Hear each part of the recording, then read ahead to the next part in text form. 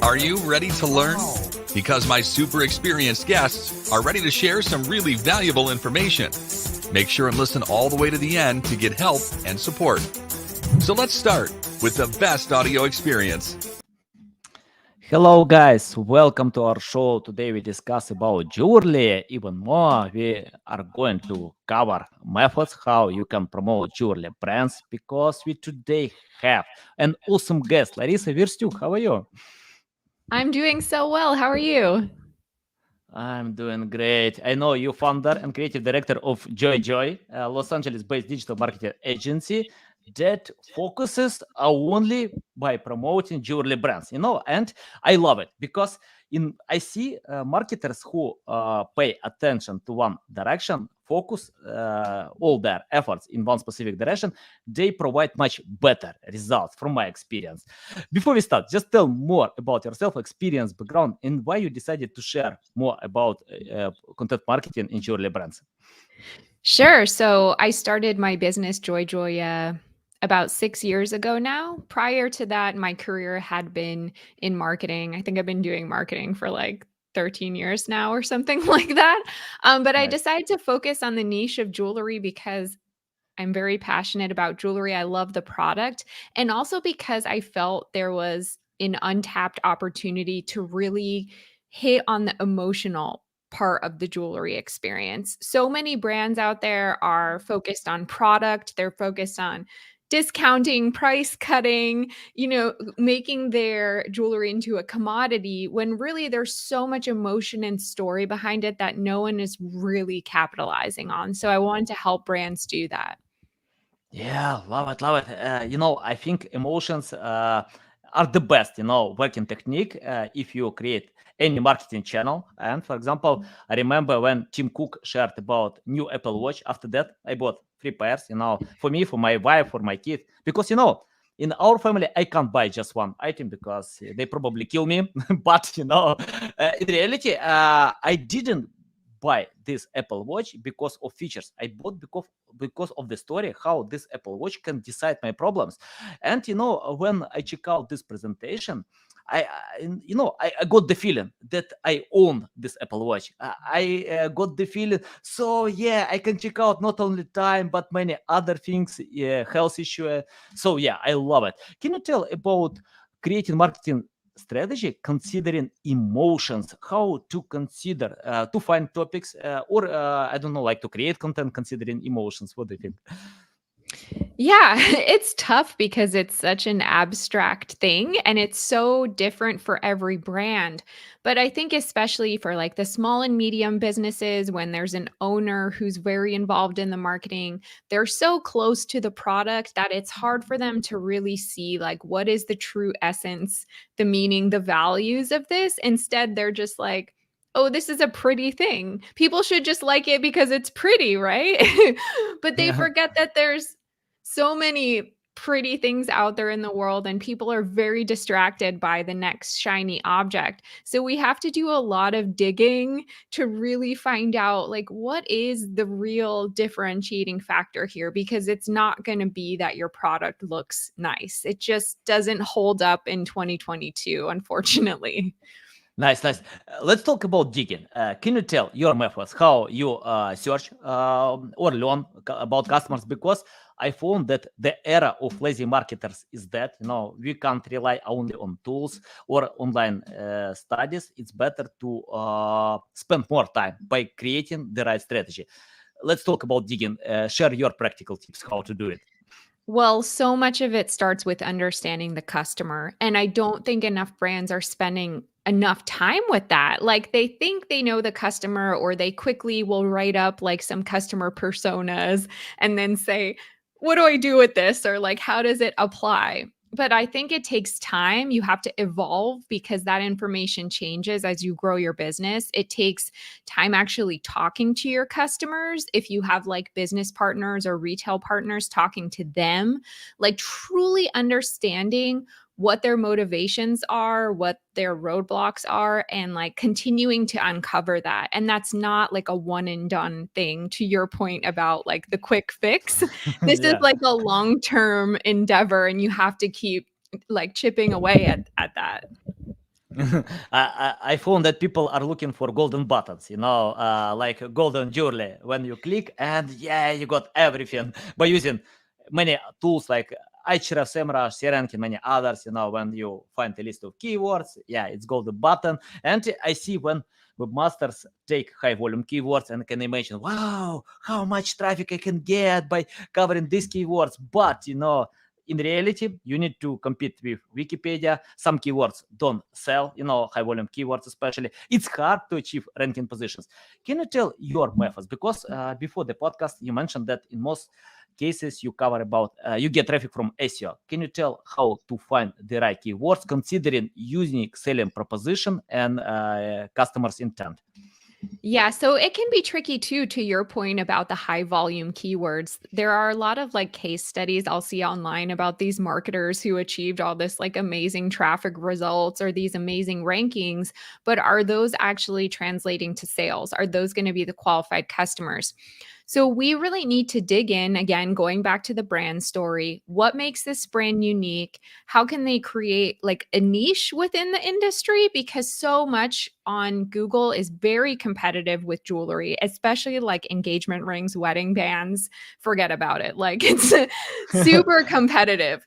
So we sometimes even carve out a niche where there maybe wasn't one before, especially when we're optimizing for search. So a brand could maybe sell a lot of different categories, but then we'll focus on like one particular product category that we think could be very niche focused in Google, get a lot of high intent traffic. It might not look great on paper because maybe it's not getting like a ton of search volume, but we know that those customers they're looking for something specific and they're going to be the most qualified, the most interested in buying that product.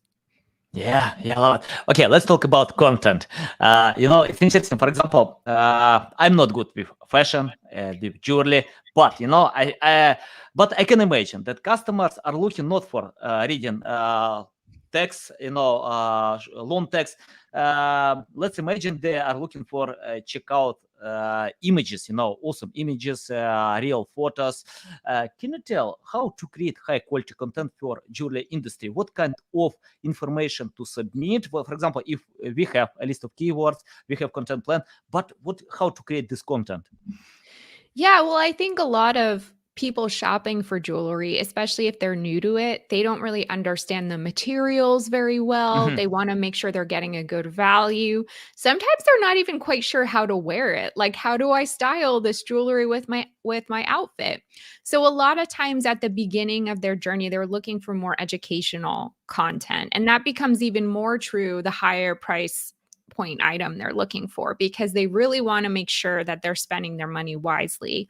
So making that educational content and building out, as you said, with images that really like can visually show how to do these things, how to style, how to take care of your jewelry. Those are all super important because the consumer wants to feel like they can trust you before they buy from you. I think with jewelry especially. How it's important to submit real photos, not from stock resources, because in some industries we use stock photos, it works well. But what about jewelry? I think it depends on the actual blog post or piece of content itself. I have one client where I think they get along fine. We use a lot of stock photography, but it's kind of, I don't really know how to describe it. It just works with like what we're talking about with them. And I don't think anyone would like bat an eyelash, but there are definitely other brands where you really need to show the actual product, that brand's like own assets. So it's kind of a case by case situation. Okay, let's talk about how to differentiate customers. For example, my mom, she was born in ex-Soviet Union, and she doesn't care. No, let me clarify about that. She is looking for a better price, when they buy some jewelry. Yeah, because of her nature. Now she doesn't want to spend a lot of money, but my wife is quite different. She can buy something expensive, luxury, and I know some of my friends are as well. Can you tell how to differentiate them, into different categories when you create content, because someone is looking for I don't like not expensive brands, not expensive jewelry. Others want to get brilliant, I don't know, gold. Tell more about differentiating them or Yeah, segmentation. that's a great question. Personally, if we're talking about those two categories of customers, like the one who's just shopping for price and the one who really wants like a brand and quality, I'm not sure that one business can cater to both of those customers. I think you need to choose a lane. Like either you are the Yeah. business that is like the discounted jewelry and you stick with that and you focus on attracting those customers, or Yeah. you are the business that's trying to attract based on like brand and value.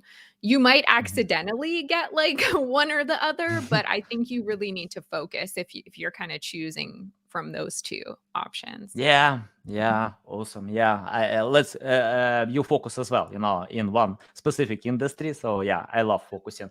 And I see when webmasters are trying to create a lot of content at scale without focus on priorities. Well, let's talk about priorities. Can you tell how to prioritize your content? Because for example, if I create content plan with 100 topics, a lot of topics, but I need to choose some topics because my resources are limited as usual, and so for example, I can write like 2 pieces of content in a month. Is it enough or not? Tell more about that.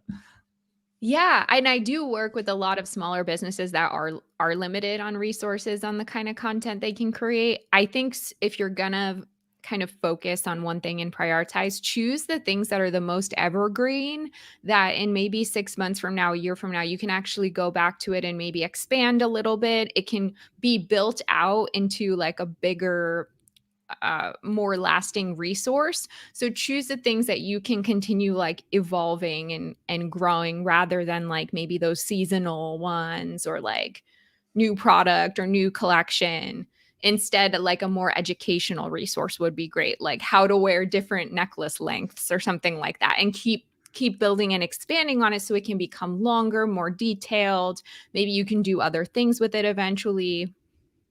Okay, let's talk about call to action. You mentioned a few times about educational content, but how to submit the right call to action and lead your audience to the top funnel where you actually want to sell products? Sure, that's a great question. Well, definitely if it's an educational piece of content throughout the piece, try to keep illustrating whatever point you're making with examples as of your products as examples. So then your call to action would be like, "Oh, go see this," to kind of understand like what we're talking about. So there's always that call to action to go to product pages. And then I think it's super important, and especially if you're at a higher price point, they're probably not going to buy right away at a certain price point threshold. You need to get that person on your email list. So it's great to have some kind of lead magnet or something connected to that blog post that maybe advances them further along the journey. But now you have their email address and they're not just leaving and you like lost them forever. So it's super important to get information from them. Okay, let's talk about EAT, expertise, authority, trust. For example, I usually create content in crypto topics, and it's very important to highlight your expertise, that you know this topic, that you can create high quality content. And I see the same issue in medical niche, health niche, when people, customers wanna cooperate with experts on this niche. What about jewelry? It's important to be an expert on this niche, or if you have this passion, you just create content and get Google ranking. Well, I think since it's not something like medical or so, which is like very much you need to be an expert. If you can create like lengthy, bulky, value-driven content, I think that that's really the goal. But a big mistake that I see is brands that come to me are like, "Oh, I outsourced these blog posts to like some person in some country and they're just churning them out with keywords." And I look at them and they're not interesting or like I guess they're SEO optimized, but like who would read this? It's boring, it's not interesting.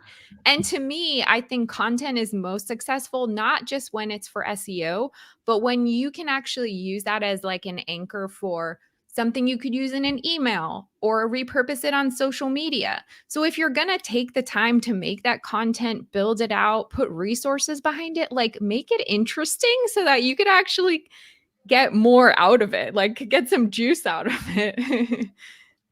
You remind me, Jim Edwards. I spoke with him on my podcast, and he was ex top manager in Business Insider, and they started company from scratch. And if I remember correctly, they sold company for $500 million. Yeah, and grow company to 1,000 employees around the world. And he told me their success was about creating non-boring content in boring niche. So when you read, for example, I love reading books. I love read, but if I read adventure books or I don't know, like non-fiction books, Jack London, for example, I can read 8 hours without any stop. I can forget about eating, about drinking, about anything. But if I read business books, it's not the same experience. Sometimes you want to sleep, and they are good for sleeping, when you have the problem with sleeping, so you can read, sleep well all night. And you remind me about creating emotional content, non-boring content. Can you tell your methods how to write text that keep users to consume the whole article or read the whole article, because Google considers user experience. Tell about your methods. Yeah, well, definitely, especially with jewelry, which is such a visual thing, there needs to be a lot of visual support for the written content. So whether that's photographs, graphics, video, etc. So that can keep someone engaged from the top of the page to the bottom of the page. And then, of course, structuring the writing in a way that doesn't make your eyes want to explode when you look at it. So lots of white space, headings, sections, if it makes sense, like bullet points, lists. You want to consider the whole thing from a visual perspective. And then I think also, and this is why it's so important to know your customer and know your brand, is like try to really develop a unique voice that doesn't just sound like, you hired someone on Fiverr to write some boring blog post, but have a unique perspective and viewpoint so that someone is like, oh, this is kind of different. Like, I'm kind of interested to see this. And a lot of business owners and even a lot of marketers who don't have a strong writing background are intimidated by that because writing is difficult. Stepping into a voice is really difficult. And that is why content creation should not be undervalued or trusted to the whoever freelancer that's just churning stuff out. Because if you're going to take the time to do this, it better be interesting.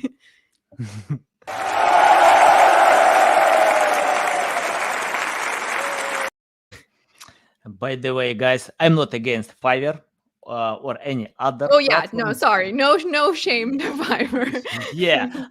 By the way, I hire some great freelancers on Fiverr, but in most cases they can help me to create captions for my videos. They are good with some design, but I completely agree with you about writing.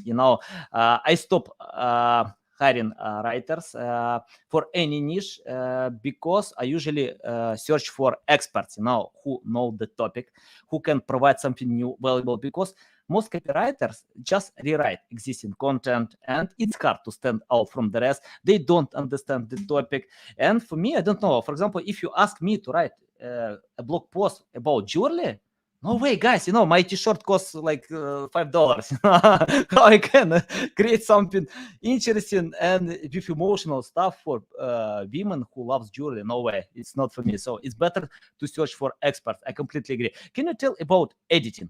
How it's important to edit text after writing, because I see this issue when many websites create a lot of content and don't edit them, but editors can simplify experience, can provide something new, can many things to do. What do you think about editing? Yeah.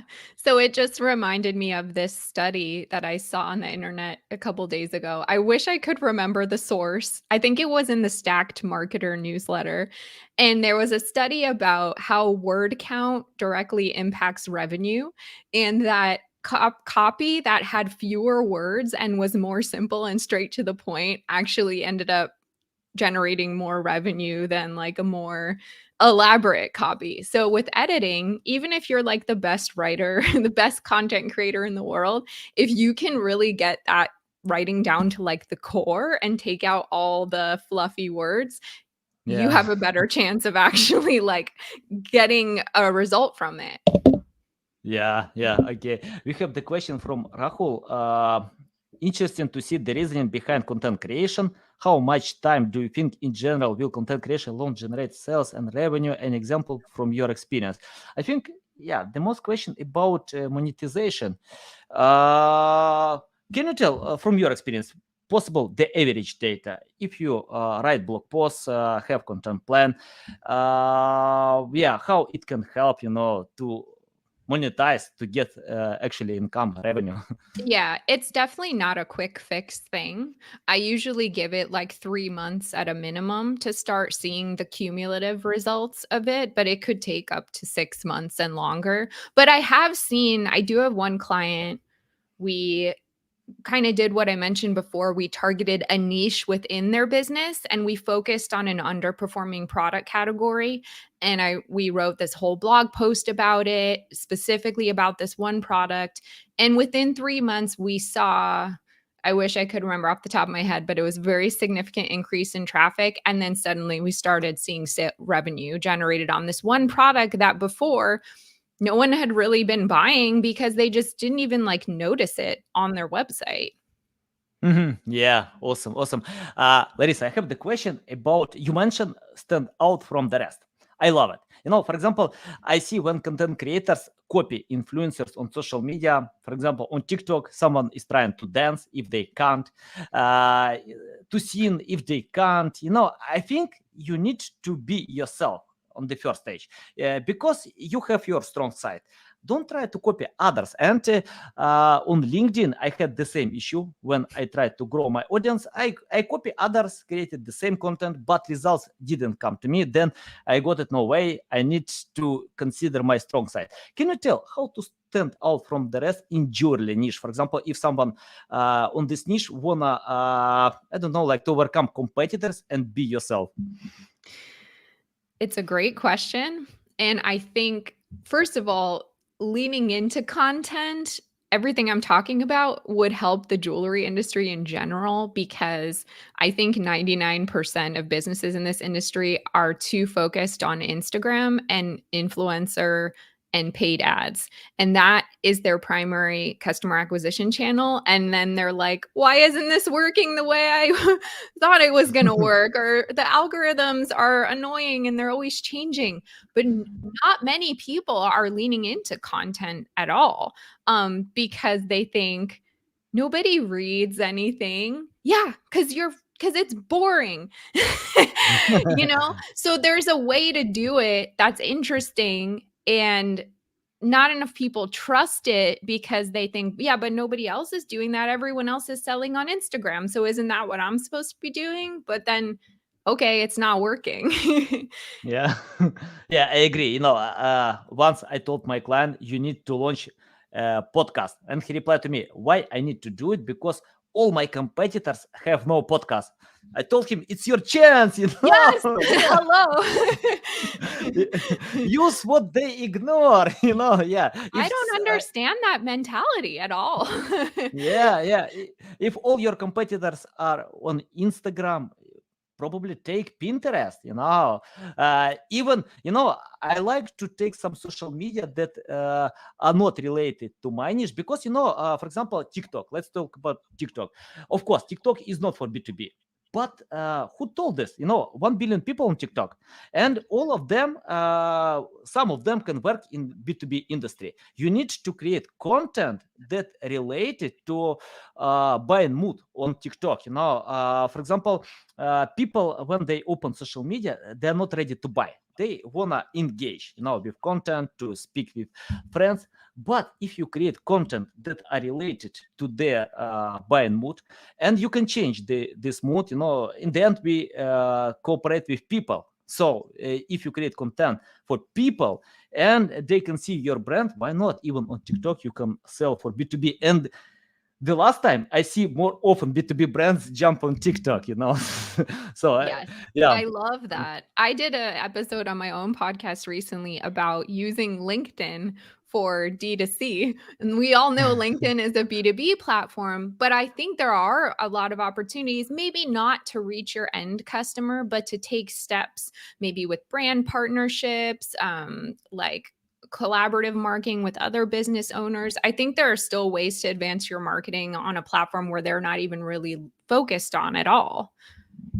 Yeah, on LinkedIn, 800 million people. And it's not enough content for other industries. For B2B, a lot of content, but for others, it's not enough. So if you can create compelling content, yeah, LinkedIn will share your content and you can get high results. Yeah, love it. Okay, Laryssa, I have the question about common mistakes. Can you list common mistakes that webmasters still do or companies still do, and your advice how to avoid them? Well, one that I just said, doing what all your competitors are doing and expecting different results or wondering why it's not working. Not understanding your customers as deeply as you really could and should to really understand their pain points and how to speak to them. Let's see. Not measuring. Like, you would be surprised how many businesses are just not in touch with the KPIs or even have goals around them. Or maybe they kind of just glance at them because someone sends them a report once a month, but they don't truly understand like how to make decisions based on that data. And yeah, I think those are my top 3. Okay. What about must have? What do you think jewelry brands must have today? They must have an emotion-driven story that isn't just like a cover letter for a resume kind of sounding thing. Like, this is my work experience and why like my business is good. They have to realize that their products are not God's gift to the world and that Mhm. there is so much competition out there that you need to keep figuring out what that differentiating factor is, and it's not going to be the product. And then Mhm. ignoring opportunities in content. I think embracing content would be a must have to really stand out in the sea of competition. Nice, nice. Okay, let's talk about sharing stories. For example, in crypto niche or in the industry, I don't know, like how to earn money online. I found all stories are similar. I invested $100, got $1 million, something like this. And yeah, that was simple, not hard. Just read the whole article. Can you tell stories that webmasters can write in jewelry industry, how to impress your readers by your story? I think I mean, it takes creativity. I'm not sure Mhm. everyone is like suited to brainstorm topics. And I think it's because they consume so much of the same stuff that it's hard for them to think about some other possibility. Just like you said, everything in the crypto niche is the same thing. So what would make you think of something different? I think for jewelry business owners, they frequently look at other jewelry businesses to kind of see like, oh, what should I be talking about or writing about? You need to look at all industries, uh, beauty industry, apparel, maybe even tech. You need to step outside of the industry and maybe find a brand you admire in a different industry to get fresh ideas, because being in your own bubble is just going to make you do more of the same thing. Yeah, awesome. I have the question about promotion. We touched topics about creating content, creating strategy, but how to promote website content in jewelry niche? You can share about link building or any other methods how to get people know about your content. Yeah, that's a great question. And I'm super passionate about this too. So, yes, I believe in the power of SEO, and that is the primary reason why content should be made. But content can also be a structure for all of your digital marketing. So, you can write one blog post for, let's say, at the beginning of the week, and like your email marketing could kind of talk about that in different ways so that you're not always just like, here's another sale. Oh, come look at this product again. Or like, here's a new product. That gets so boring. Send an email that somebody wouldn't expect about something different. And your blog post can help you structure that and communicate that. And then with social media too, I mean, that can become a grind. You're just posting pictures of your product every day. What if your blog post like gave you something new to post about on social media? So it's about having a content calendar and structure that pulls all of these things together and always gives you something new to say, keeps it fresh, keeps it less product driven, delights your customers. It's kind of a full circle thing. Yeah. Okay, let's talk about, for example, I see two methods, even three methods. The first method, websites like Forbes, I don't know, many others like CNN, even Neil Patel, big websites with loyal audience. They don't use link building. They don't provide any promotion because their audience can get all this message to share on social media, and they can deserve links naturally, and yeah, it works well. For new websites, it doesn't work because you need to have so much authority, you need to deserve it, and it takes time. And the third method I found, when webmasters that have no authority or enough authority, but they don't care about link building, they create high quality, valuable content, and without investing additional resources to link building, they improve their content, and in some time it works well, so they can get results as well. Can you tell how to choose the right way? For example, to analyze your benchmark in jewelry industry or anything else, or for example, how to find how much money to spend on promotion and link building? Yeah, that's a very complicated question. I find with most of the clients I work with, we're not on like super unlimited corporate budgets, so we need to prioritize. I think the link building part takes a little bit of a backseat, and we're more focused on just the quality content. I would rather put more time and effort into that than trying to like finagle like some kind Yeah. of link strategy. If we were at like a higher level with more resources and maybe there was like a whole team behind it, yes, okay, that would be a nice extra. But I haven't found that not focusing so hard on link building hasn't negatively impacted the results in any way. Mhm. Yeah, got it. Yeah. Okay, let's talk about, let's imagine you have no experience, knowledge, skills. You know nothing, almost nothing about jewelry, but you are passionate about that. What will you do today to learn more about content marketing in jewelry niche? Hmm, that's a good question. I think that you need to see examples first of like what other people are doing.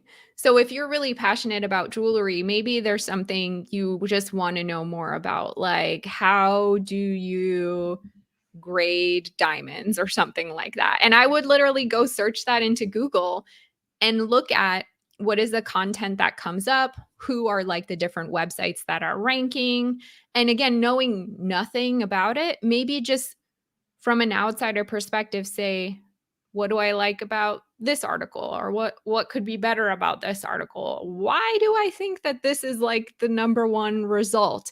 And I think just being curious about it, and I don't know, SEO to me I think is people are afraid of it because it seems like rocket science to some people but really there is a lot of like intuition and art to it as well. And I think that if people drop the idea that it's rocket science and more just explore and get curious and playful about it, they'll understand more than they think just by kind of like looking around and seeing like what Google is showing them and what they like and don't like about those things. Yeah, awesome, awesome. Okay, I have the question about the future. What do you think about the future in jewelry niche? What kind of future will be? Because it's interesting. I remember when I read a study about recession. Because in recession, many people save money. Yeah, buying junk food, or any other stuff, but they don't save money buying jewelry. I don't know why. So possible they want to show they have all this jewelry. Can you tell what kind of future will be in jewelry industry? What to adopt today to cover this future? Well, I have to say, being in the jewelry industry, many people are slow to adapt and to embrace new technology, which is really Mhm. challenging, like working as a marketer in this industry. So I'm kind of there encouraging people to like be curious about new innovations like the metaverse, for example, and what role will that play in like your brand and your content. So there's a whole journey there. In terms of like consumer behavior, I think consumers are so much more savvy about finding good deals online. Even if they like something by, let's say, Tiffany, they're like smart enough to find an alternative that looks like that for a price that's better for them. So if a brand really wants to have longevity and a future and they don't want to get stuck in this discounting game, it's more important for them than ever before to have a story and value that someone isn't just going to be like, "Psh, whatever, I can find something cheaper." Like it has to really, really resonate for someone to be willing to spend the money on it. Yeah, nice, nice. Once I read a story when one guy bought palace in virtual game for $2 million for real money, but virtual palace. He spent $2 million. That was record. Yeah, of course that was awesome palace, good palace, but that was not real. So probably in the future, customers will buy a Tiffany ring, I don't know, or any other jewelry with the biggest diamond, virtual diamond, but the biggest for $2 million or something similar. Yeah, we'll see. We'll see. Yeah, it depends. But it's better to learn about new technologies. I agree with you. And I want to ask the last question about your podcast. Can you tell what kind of benefits my audience can get by listening to your audio podcast? Tell more about sharing value, how your podcast can simplify their lives and lead in the right direction. Yeah, so my podcast is focused on the jewelry industry, obviously. But I do have listeners and viewers who just have product-based businesses and they're able to like adapt that advice to their businesses. The benefits are that I'm always trying to stay on the forefront of technology. So I'm trying to talk about the things that maybe are scary to people because they're new, they're not sure how to really like approach them. And I have a really balanced and strategic way of talking about things. So I'm not the person out there who's like, yeah, you need to do this, go do it. It's new. Like you need this. I'm trying to say like, here's the thing. Let's think about it together and then you can decide if it's right for you. And I'm trying to be like realistic about everything and share it in a balanced way.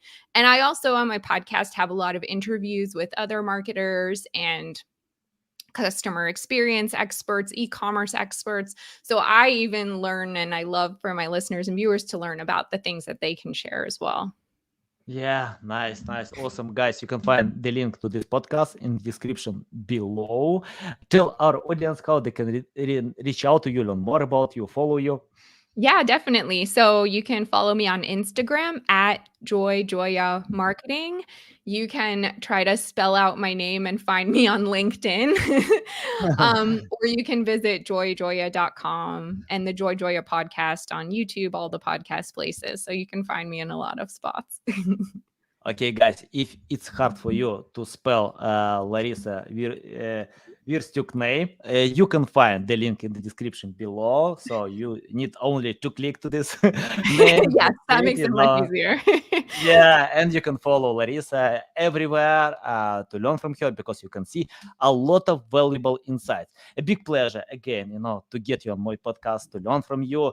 I love to learn from different industries. It's my passion because if I need to get new ideas, I don't take them from competitors. I just open different niche, and I know my competitors can ignore it. It's better to learn from that and consider, by creating content in my live niche. Okay, guys, love you. See you. Listen us on Apple, Google, Spotify, and see you next time. Thank you. Bye.